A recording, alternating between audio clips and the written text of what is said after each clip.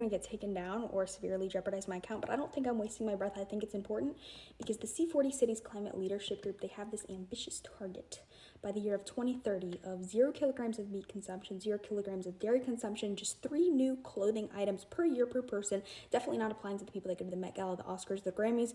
0 private owned vehicles, and 1 short haul return flight less than 1,500 kilometers every 3 years per person, all in the name of the climate. And this dystopia is all laid out in the Future of Urban Consumption in a 1.5 degree world report. So it's not a conspiracy, which C40 Cities released in 2019, and they have re-emphasized it every year since. Michael Bloomberg, he's the leader of the group, and he provides the majority of its funding. And the association, it consists of around 100 cities from around the world.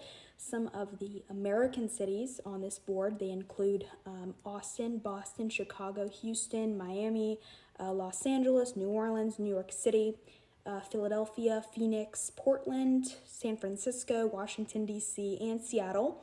And we've seen extreme progress just this year alone as the New York City Mayor, Eric Adams, he announced that the city will place limits on the amount of meat and dairy served by the city institutions, for example, schools, so they're going to degenerate the minds of our youth, and prisons, so keep them still mentally ill. We've seen the UK ban the sale of new gas-powered vehicles after 2035. We've seen France ban short-haul flights to cut carbon emissions. This reset is a wolf in sheep's clothing. It has more to do with social control than the climate. These globalist leaders will permit you from the ways of living that I just stated, but they will continue flying to their climate meetings in their private jet. The World Economic Forum, they stated in 2016 that you will own nothing and you'll be happy. We see private billionaires today buying up farmland everywhere, and this is to ensure reliance on the government's food supply and, of course, push us away from self-sufficiency. When it comes to red meat, I posted on this briefly that there was this World Economic Forum linked bioethicist Dr. Matthew Liao,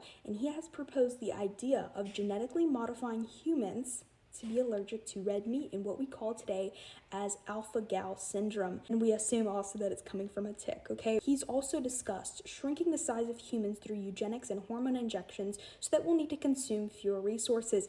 This is anti-human, banning meat and dairy, private vehicles, herding us into cities, genetically altering our bodies, and degenerating the masses will hurt the planet and the people.